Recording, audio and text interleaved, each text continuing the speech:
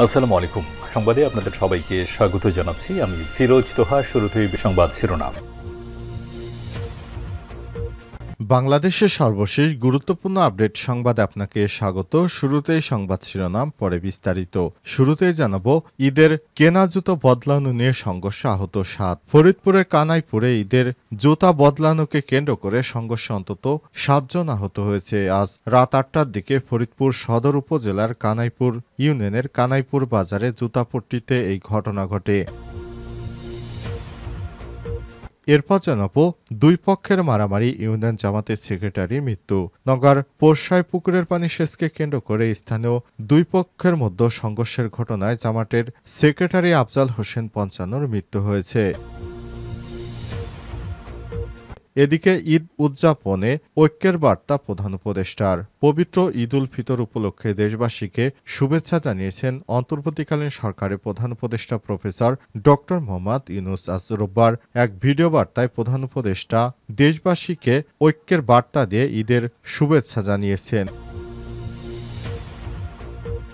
জানাবো, মিয়ানমারে ভূমিকম্পের পর ওষুধ ও ত্রাণ নিয়ে মিয়ানমারে গেল বাংলাদেশ সেনাবাহিনীর উদ্ধারকারী দল। ভয়াবহ ভূমিকম্পে তছনছ হয়ে গিয়েছে মিয়ানমার। এরই মধ্যে ১৬০০-র উপরে মানুষ মৃত্যুর সংবাদ শোনা গেছে এবং এরপর বাংলাদেশ সেনাবাহিনীর উদ্যোগে বাংলাদেশ থেকে বিভিন্ন সহায়তা সম্বলিত দুটি বিমান এবং উদ্ধারকারী একটি দল মিয়ানমারে গিয়েছে।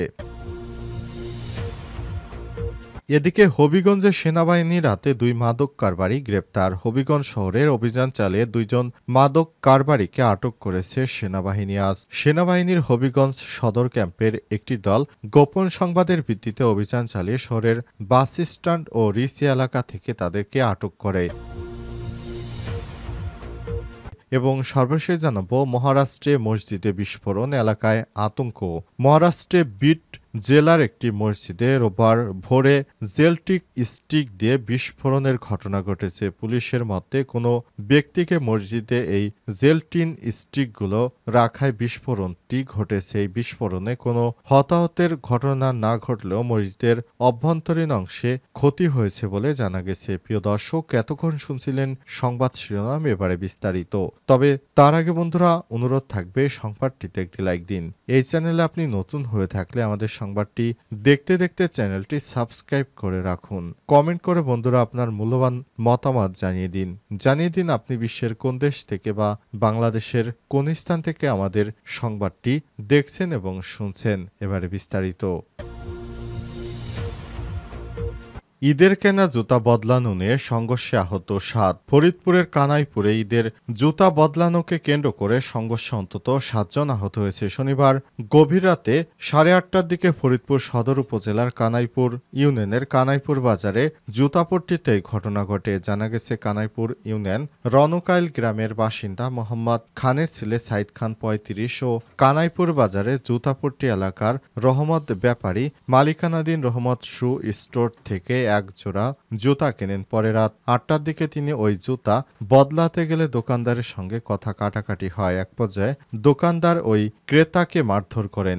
এর জেরে ওই ক্রেতা রাত ৮:৩০টার দিকে তার লোকজন নিয়ে এসে দোকানে হামলা চালাতে যান। এ সময় ওই ক্রেতার লোকজন এবং ব্যবসায়ীদের মধ্যে সংঘর্ষের ঘটনা ঘটে। সংঘর্ষে উভয় পক্ষে ৭ জন আহত হয়েছে। গুরুতর আহত ২ জনকে ফরিদপুর মেডিকেল কলেজ হাসপাতালে ভর্তি করা হয়েছে। কানাইপুর বাজার বণিক সমিতির সাধারণ সম্পাদক তুষার খান বলেছেন, জুতা পাল্টানোকে কেন্দ্র করে সংঘর্ষের ঘটনা ঘটেছে। পরে পুলিশ এসে পরিস্থিতি নিয়ন্ত্রণে আনেন। কানাইপুর ইউনিয়নের সাবেক ইউপি চেয়ারম্যান বেলায়েত হোসেন বলেছেন, জুতা বদলানো নিয়ে সংঘর্ষের ঘটনা ঘটে। প্রথমে দোকানদার ক্রেতাকে মারধর করে, পরে ক্রেতা লোকজন নিয়ে ওই দোকানে চড়াও হলে সংঘর্ষ শুরু হয়। ফরিদপুর কোতোয়ালি থানার ভারপ্রাপ্ত কর্মকর্তা ওসি মোহাম্মদ আসাদুজ্জামান বলেছেন, খবর পেয়ে ঘটনাস্থলে পৌঁছে পরিস্থিতি নিয়ন্ত্রণে আনা হয়। অভিযোগ পেলে প্রয়োজনীয় আইনগত ব্যবস্থা গ্রহণ করা হবে। দুই পক্ষের মারামারি, ইউনিয়ন জামাতের সেক্রেটারির মৃত্যু।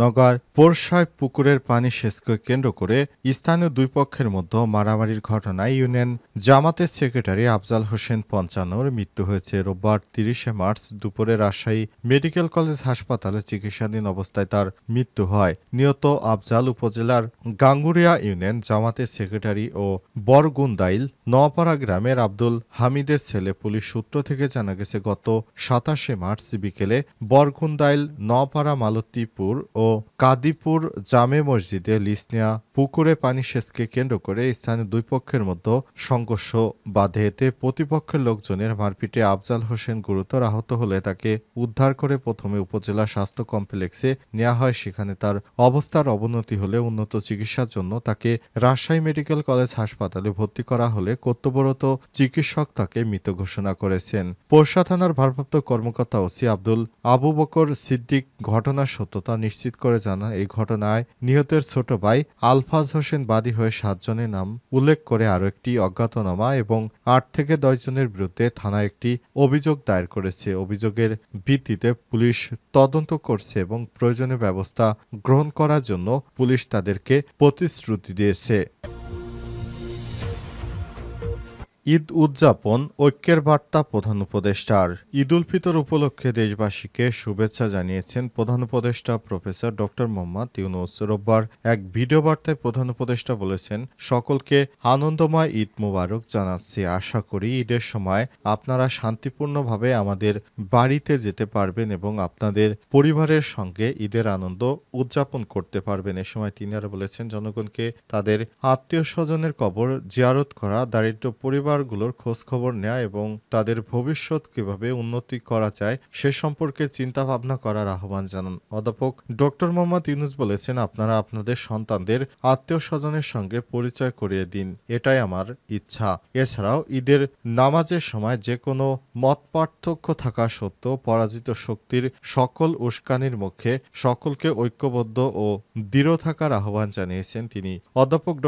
ইউনূস বলেছেন যে সকলের জীবন অর্থপূর্ণ এবং আনন্দময় ভরে উঠবে। আল্লাহ আমাদের সকলকে সাহায্য করুন। আমরা বাংলাদেশের সাধারণ জনতা যেন একসাথে মিলেমিশে বসবাস করতে পারি, আমাদের দেশটা যেন সুন্দর মতো চলে, আমাদের দেশে যেন আর কোনো অরাজকতা না হয়, দেশে হানাহানি মারামারি কাটাকাটি এগুলো যেন না হয়। দেশবাসীকে তাই ঐক্যবদ্ধ থাকার জন্য আহ্বান জানিয়েছেন অন্তর্বর্তীকালীন সরকারের প্রধান উপদেষ্টা প্রফেসর ড. মোহাম্মদ ইউনূস। ওষুধ এবং ত্রাণ নিয়ে মিয়ানমারে গেল সেনাবাহিনীর উদ্ধারকারী দল।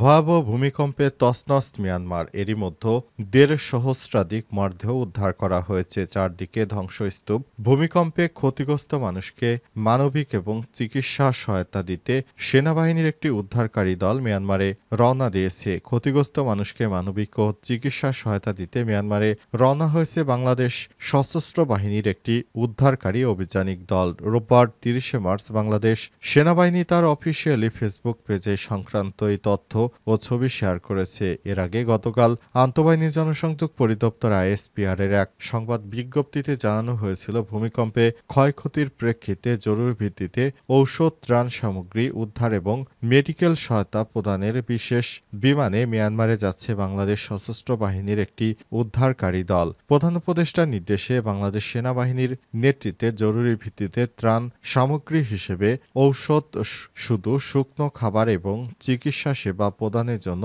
রেস্কিউ টিম ও মেডিকেল টিম প্রেরণের উদ্যোগ গ্রহণ করা হয়েছে। রোববার ৩০শে মার্চ দুপুর 12:30টায় বাংলাদেশ বিমান বাহিনীর ঘাঁটি কুর্মিটোলা থেকে বিমান বাহিনীর একটি C-130J বিমান এবং আর্মি এভিয়েশনের একটি কাসা C-295W বিমান জরুরি ত্রাণ সামগ্রী মিয়ানমারের ইয়াঙ্গুনের উদ্দেশ্যে রওনা করে। গমনের প্রকালে সেনানৌ ও বিমান বাহিনী প্রধান উপস্থিত ছিলেন। তারা মিয়ানমারে জরুরি সহায়তা প্রদানকারী দলের সঙ্গে সাক্ষাৎ করে এবং তাদের পূর্ব প্রস্তুতি পরিদর্শন করেছে। গত শুক্রবার স্থানীয় সময় দুপুর 12:50 মিনিটে মিয়ানমারের থাইল্যান্ডে 7.7 মাত্রার ভয়াবহ ভূমিকম্পে আঘাত হানে। ভূমিকম্পে মিয়ানমারে ১৬০০ এবং এর অধিক এবং ৩,০০০ জনের অধিক আহত হয়েছে বলে জানা গেছে।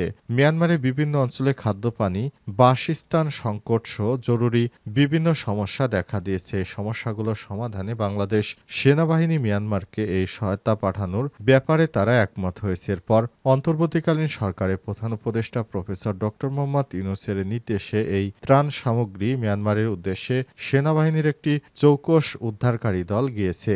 সেখানে ভিজিট করতে গিয়েছিলেন সেনাপ্রধান জেনারেল ওয়াকারুজ্জামান এবং সেখানে আরও ছিলেন বাংলাদেশ বিমান বাহিনী প্রধান নাজমুল হাসান এবং নৌবাহিনী প্রধান সহ আরও বেশ কয়েকজন। এ সময় সেনাবাহিনী প্রধান জেনারেল ওয়াকারুজ্জামান জানিয়েছেন, আমরা সাধ্যমতো আমাদের প্রতিবেশী রাষ্ট্রকে তাদের বিপদকালীন সময়ে আমরা সহায়তা করব। এটি আসলে মানবিক দিক থেকে। এরপর তাদের সঙ্গে আমরা যোগাযোগ রাখছি। যে কোনো ধরনের অপ্রীতিকর ঘটনা এড়াতে সেনাবাহিনীর চৌকস দল আবারও মিয়ানমারকে সহায়তা করতে প্রস্তুত। মিয়ানমারের সাধারণ জনগণের জানমাল নিরাপত্তায় এই ধরনের পদক্ষেপ গ্রহণ করেছে বাংলাদেশের অন্তর্বর্তীকালীন সরকার। কারণ যে কোনো দুর্যোগের পরবর্তী সময়ে যদি দ্রুত সময়ে সেখানে উদ্ধার অভিযান চালানো যায় তাহলে প্রাণহানি অনেক অংশে কমে যায়।